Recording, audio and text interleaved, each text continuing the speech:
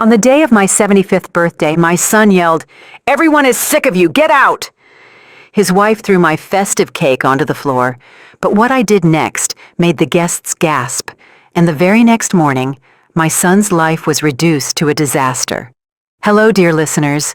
Thank you for joining me. Please subscribe to the channel so you don't miss the next story, and write in the comments what city or country you're listening from. It warms my heart to know how far my words travel. Enjoy the listen. Today I turned 75. The number felt round, substantial, like an old oak tree. You stand in front of the mirror in the morning, and it stares back at you from the depths, from the wrinkles around your eyes, from the gray at your temples. Was I scared? No, it was more like a quiet bewilderment. Is this really me? Has all of this really happened to me? My small two-bedroom apartment in the city smelled of brown sugar and sweet spices. I'd been busy in the kitchen since dawn, baking my signature sweet potato pound cake, the one my mother passed down to me. I baked it when I married my husband, Jabari. I baked it for Keon's first birthday, for all his birthdays, and for his send-off before he left for boot camp. It felt like my entire life was permeated with that warm, sweet aroma. For me, it smelled like home, like love. I ran my hand across the old kitchen table where I rolled the cake layers. Its smooth surface, speckled with fine scratches, remembered Jabari, young and strong, fixing a broken iron on it, and little Keon building towers out of wooden blocks. Today, the table held only flour and a rolling pin, and my hands weren't as quick as they used to be. The dough was easy to handle, warm and alive. As I rolled out a thin circle, disconnected fragments, not thoughts, played in my head. Keon had called yesterday. "Mom, I need you to bail me out. It's urgent. The car needs a new part, a really critical one." His voice sounded so worried. How could I say no? I withdrew what I had saved for a rainy day, nearly my whole Social Security check, and gave it to him. "Thanks, Mom, you're the best," he'd said, rushing out the door. I sighed then, not out of annoyance, but out of that specific maternal duty. It's like a debt, isn't it? As long as you're alive, you have to help your children. Even if the children are almost 50, and you yourself are left with a couple of crumpled $20 bills until the next check, it's fine. I'm used to living frugally. I can get by on rice and beans. The main thing is that they're okay. One by one, the pound cake layers went into the oven, and the apartment filled with comfort. I looked at the photograph on the wall. Jabari and I, young, standing arm in arm next to the vacation house we were building. He did almost all the work himself. He dreamed that we would live there in retirement, plant roses, and raise our grandkids. He didn't make it. He passed too soon, leaving me to raise a 15-year-old Keon alone. I was a senior design engineer then. I had projects, business trips, and dreams of traveling. I wanted to take a Great Lakes cruise, see Mackinac Island, but I had to give it all up. I had to forget it. I needed to raise my son. I clung to that task like a life raft. My entire life, all my strength, all my unfulfilled dreams.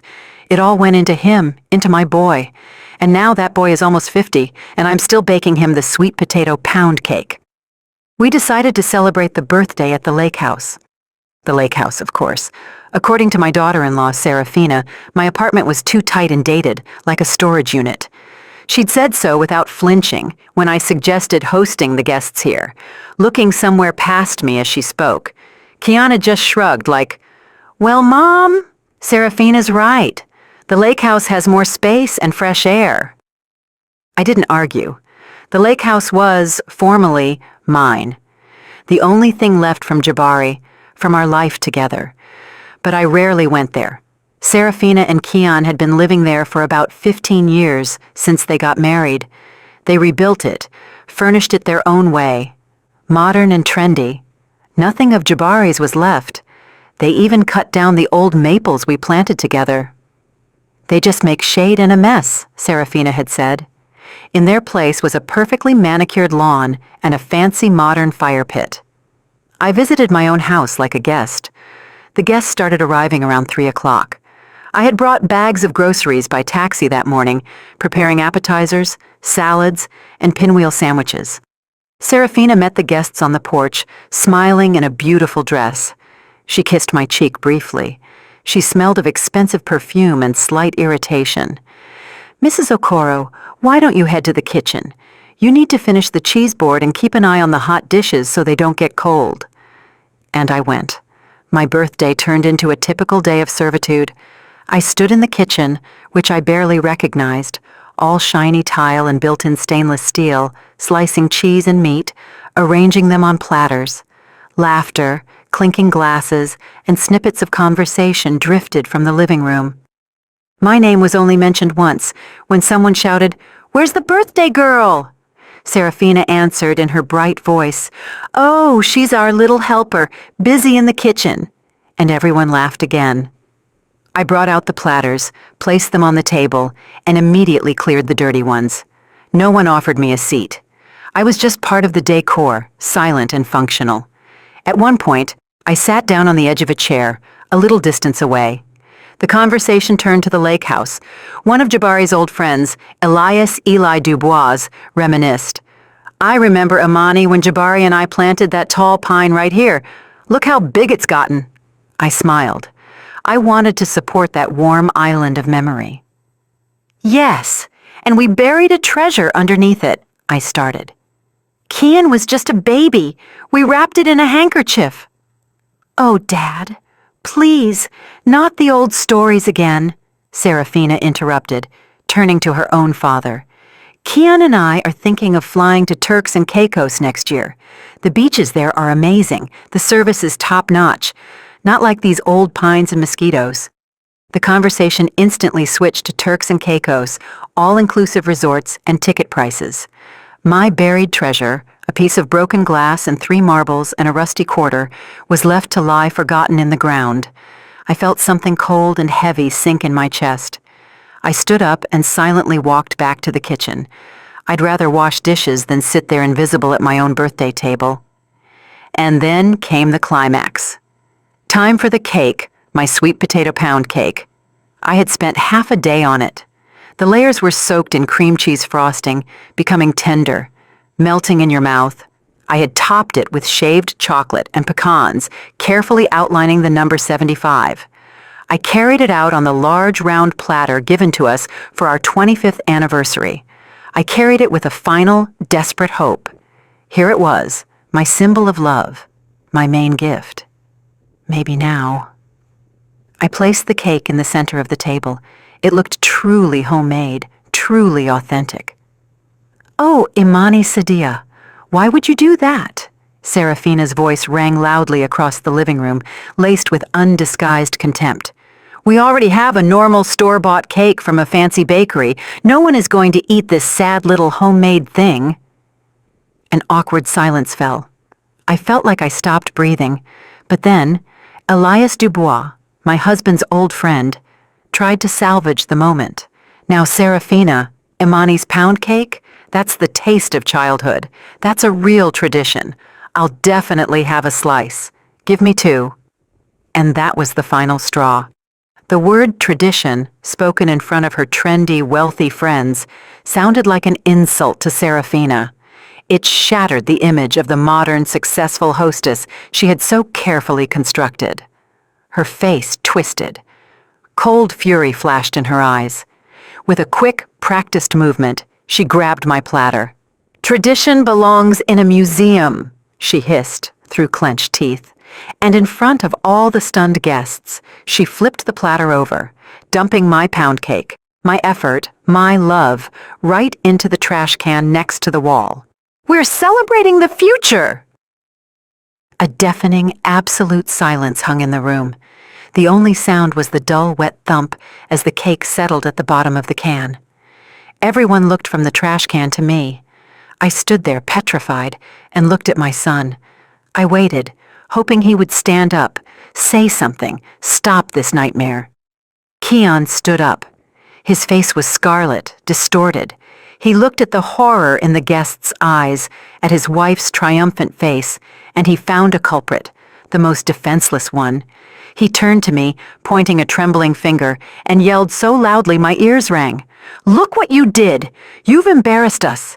Everyone is sick of you. You can't behave normally. Get out of here. Get out, I'm telling you. Everyone is tired of you."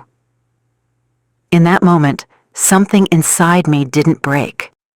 No, it just snapped, like a thin, overtaut wire that had been vibrating with tension for the last 50 years. It didn't snap with a loud sound. It simply ceased to exist. The ringing in my ears didn't fade. It focused into a single, pure, high note, and a deep, unsettling stillness descended. It was as if the part of me that had spent its whole life hoping, excusing, forgiving, and waiting for love had just been cut out without anesthetic by a surgeon's single, precise motion. I looked at my son's face, contorted by his scream, and I realized, this is no longer my cake, this is no longer my lake house, and this is no longer my problem.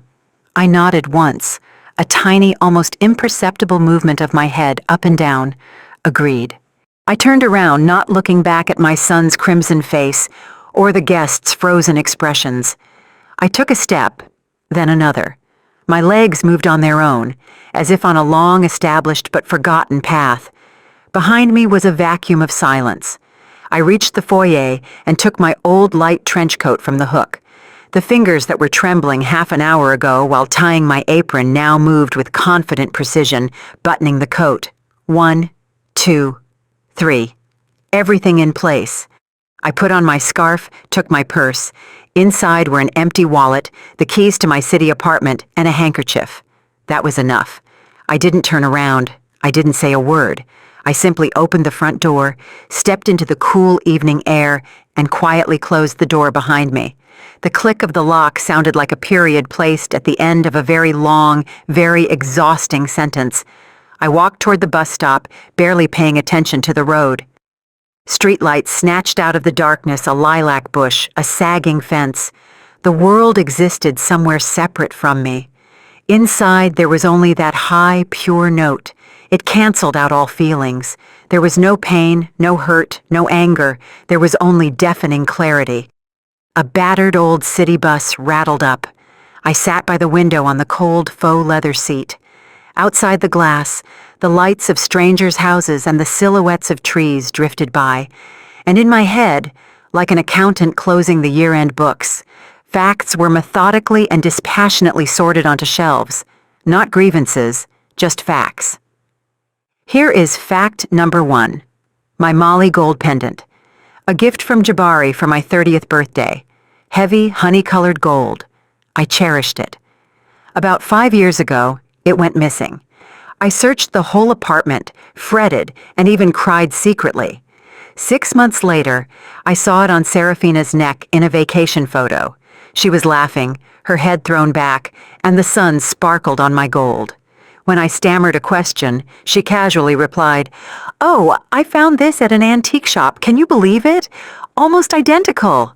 I knew she was lying, but I kept silent. Fact number 2.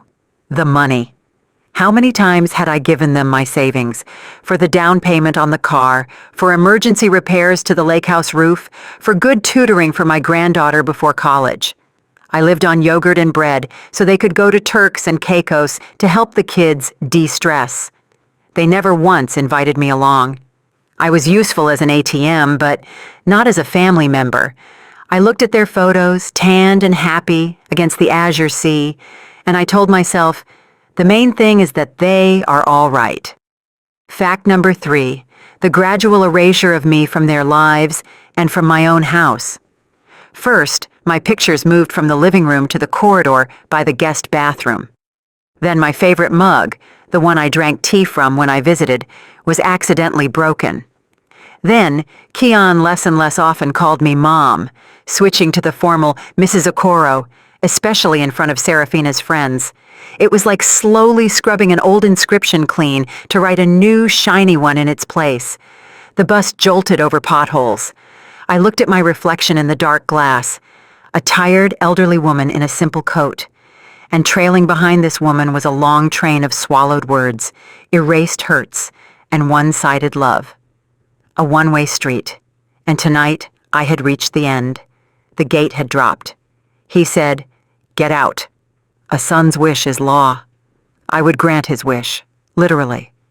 That night, I slept better than I had since my youth, without dreams, without anxious thoughts, without the familiar lump in my throat.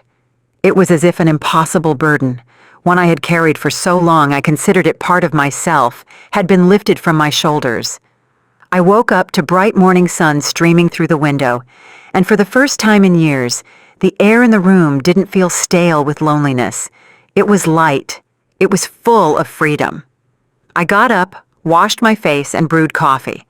My movements were unhurried, but full of a new, unfamiliar purpose. I didn't make a plan. I simply knew what needed to be done. From the old wardrobe, I took out a cardboard folder tied with string. It held all of our important documents. Here was the marriage certificate, here was Jabari's death certificate, and at the very bottom, a thick official document, the deed of title. I ran my finger over the typewritten line. Subject of right, Imani Sadia Okoro. Type of right, sole ownership, the sole owner. I looked at the seal in the corner, and it suddenly reminded me of the blueprints from my past life. A memory surfaced, so vivid it felt like yesterday. I was 35. Jabari had been gone for almost a year. Keon, a difficult teenager, had gotten mixed up with the wrong crowd, and I was called into the company's main office in Atlanta. They offered me the head position of the experimental design studio at a major aerospace firm. My own lab, a corporate apartment, completely different prospects. It was a peak I had never dared to dream of. I sat in the high-ceilinged office, holding the order for my appointment, and saw not new machinery, but my son's bewildered face.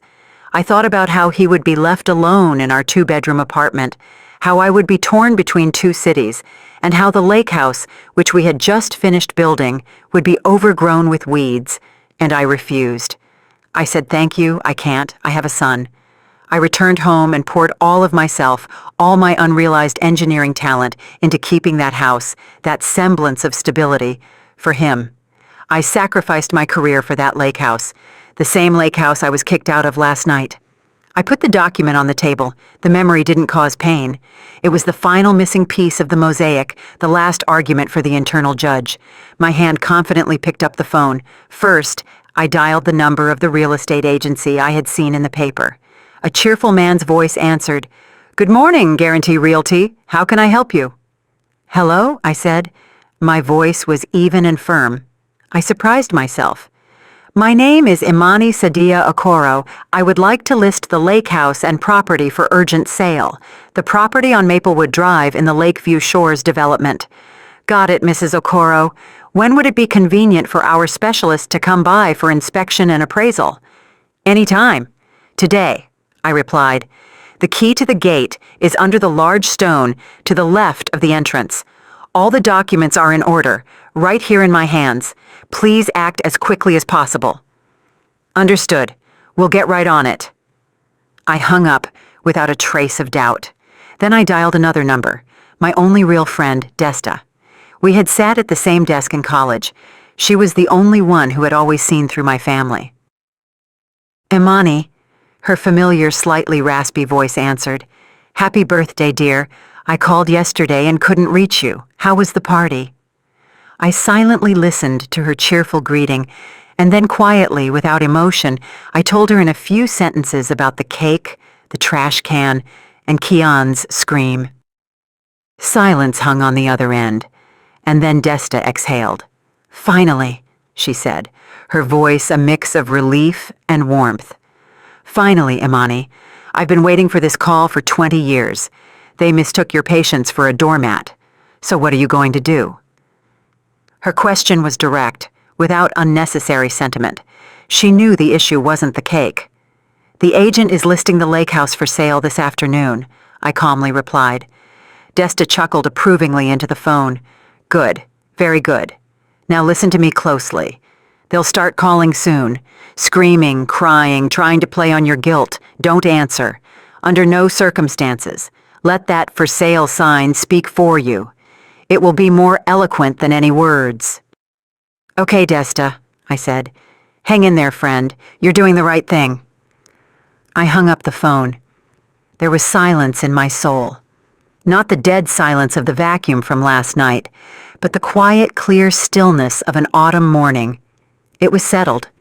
There was no turning back. A few days passed, days of a quiet I hadn't known in years. The telephone on the dresser was silent, and that silence spoke volumes. I knew what they were thinking.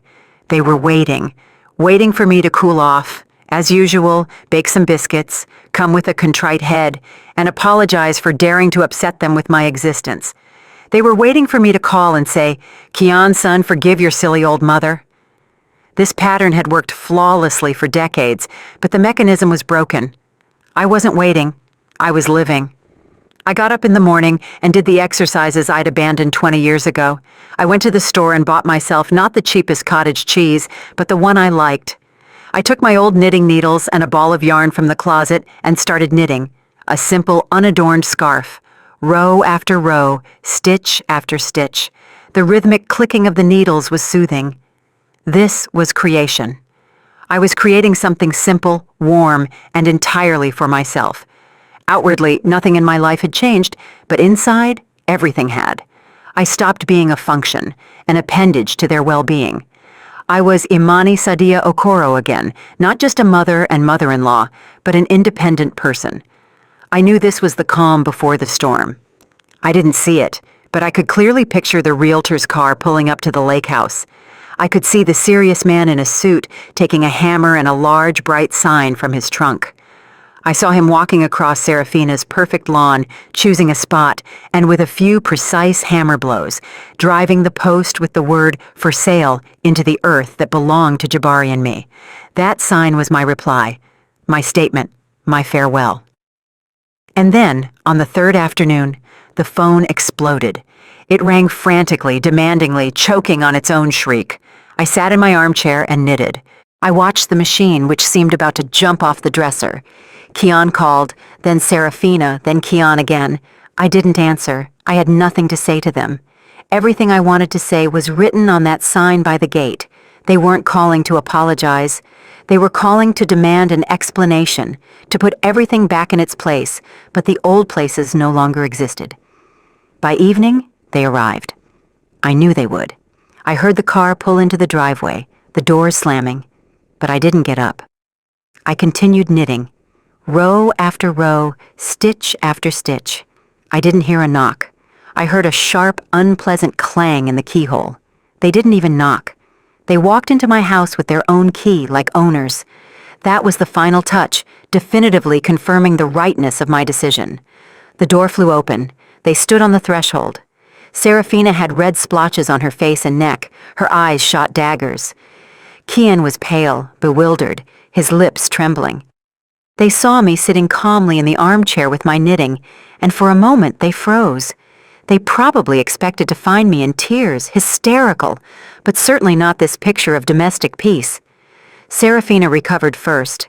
She stormed into the room like a fury. "Have you lost your mind?" Her voice was shrill. "What is this? What kind of circus are you pulling? You've decided to ruin us, to throw your own son, your grandchildren out into the street." I was silent. I just lifted my eyes and looked not at her face, contorted with malice, but right through her. I didn't see rage. I saw primal fear. The fear of losing the beautiful picture she had so long and carefully painted at my expense. Kian joined in, choosing a different tactic, the soft, manipulative one that had always worked. He came closer, looking into my eyes. "Mom, what happened? Why are you doing this? Are you punishing us for the cake?" "Mom, I'm sorry. Serafina got carried away, but this is our home, our shared home, the home of our children. Where will we go?" The word "our" sounded especially hollow in the silent room. Our home, where I was relegated to the role of cook, where I was a source of shame, where my effort and my love were tossed into the trash. I let them talk themselves out. I allowed their shouts and pleas to hang in the air and die. I looked at my son, at his desperate face, and for the first time, I felt no pang of pity. Maternal love, it seemed, had drained out of me to the very last drop that night, on that birthday. Only cold, crystalline clarity remained. When they fell silent, exhausted, I placed my knitting on the small side table, neatly, without dropping a single stitch. And only then did I answer. My voice was quiet, but in the ringing silence of the apartment, it sounded like the blow of a hammer. "This is not your home." They both flinched. "This is my property," I continued, just as evenly, looking Keon straight in the eye. "A house you have lived in for free for 15 years. I never asked you for rent. I never asked you for money for the taxes. I only ever gave." "But I'm your son. You're my mother," Keon stammered. This was his last trump card, thrown onto the table. I slightly inclined my head. My gaze, I knew, was unfamiliar to him. It contained none of the maternal warmth he was accustomed to. "The mother everyone is sick of," I said, quoting his own words. "The mother who embarrasses you. The mother who should get out. Remember, Keon, you asked me to leave." He recoiled as if I had struck him. "And I am finally granting your request," I said, and my voice, perhaps for the first time in my life, acquired the hardness of steel. "I am leaving completely. You see, my old-fashioned cake, my old lake house, my savings, all of these are parts of me. They are all connected to me. And since you don't need me, you won't get any of it." They stared at me like I was a ghost. They couldn't believe these words were coming from their quiet, compliant, always available mother and mother-in-law. Serafina opened her mouth to shout something, but no words came out. Keon just stood there, silently gulping air. I stood up from the armchair. "The decision has been made. The agent has all the instructions. He is already looking for buyers. You will need to provide access for showings. You have 30 days to find yourselves a new place to live and move your things out." I said this and knew I had nothing more to add. Everything had been said. I walked past them to the window and looked out into the yard, at the old bench where I once sat with Jabari. I didn't look at them, but I felt their world crumbling. A world built on someone else's foundation. My real world was just beginning to be built. They left, leaving behind a heavy residue of confusion and anger in the air of my apartment. I felt nothing but silence. I walked over to the phone and pulled the cord out of the wall. No more calls, no more screaming, no more accusations. Everything that needed to be said, I had said. Everything that needed to be done, I had done. The following weeks were strange. The echoes of their crumbling world reached me like a distant sound.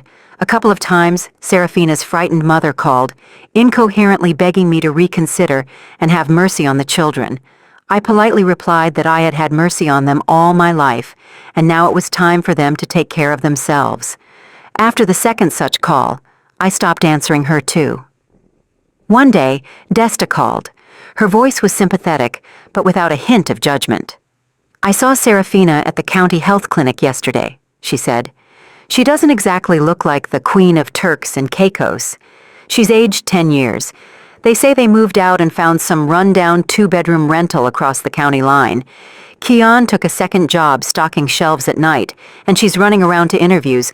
But after 15 years of being a house manager, no one's really hiring her. They're fighting terribly, they say." I listened, and I felt neither schadenfreude nor satisfaction. There was only a feeling of inevitability. It was like watching an autumn leaf break from a branch and fall to the ground. Its flight might be long or short, but the ending is foretold. They detached themselves from the branch that nourished them. I wasn't the cause of their fall. I was merely a condition that they had stopped fulfilling. The lake house sold, surprisingly fast. Buyers were found almost immediately. A young family who, according to the realtor, fell in love with the place at first sight. On the day of the closing, I sat in the agency's office, signing the papers. My hand didn't tremble. When the sum of money with so many zeros, a sum I couldn't have imagined, was deposited into my savings account, I felt no euphoria. I felt weight, a pleasant, substantial weight of possibilities. This wasn't just money. These were the years of my grounded life.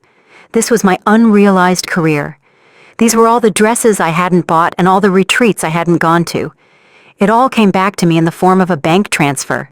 The first thing I did was sign up for a high-end hearing center. I had been hearing poorly in one ear for years. but I always dismissed it as too expensive or something that could wait. They fitted me with a small, almost invisible digital apparatus. When I stepped outside and turned it on for the first time, I froze. I heard the crunch of leaves underfoot, the chirp of a sparrow high above, the faint hum of power lines overhead.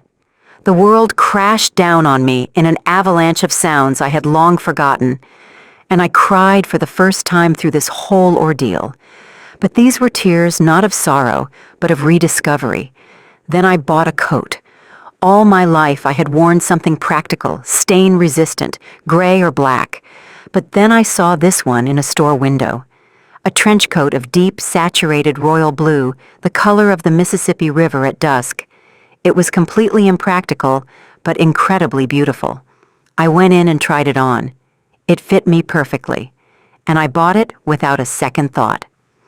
When I walked out onto the street in that new blue coat, I felt like someone else, not an old lady seeing out her days, but a woman. Just a woman. And then I fulfilled my oldest, most cherished dream, the one Jabari and I had held on to. I booked a 10-day Great Lakes cruise from Chicago to Mackinac Island. I remembered how we had saved for that trip, and then all the money went to Keon's college tutors.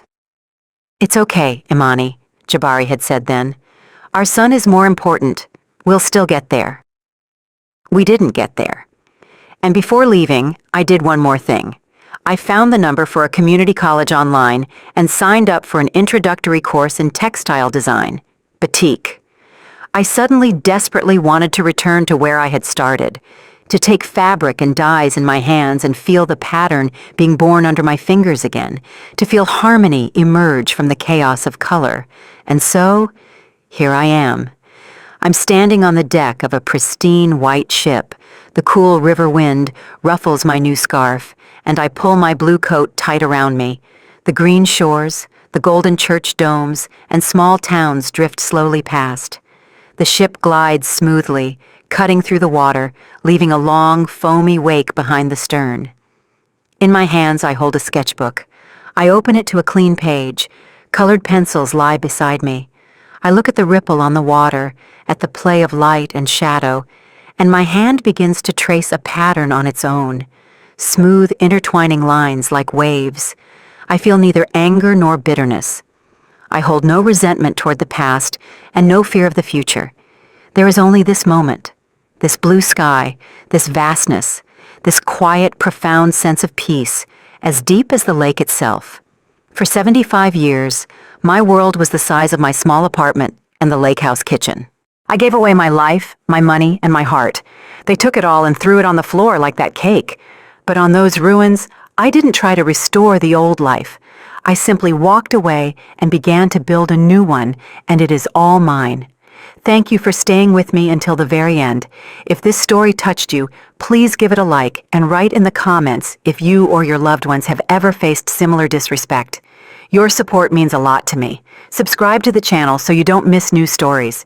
Be well, value yourself, and live for real.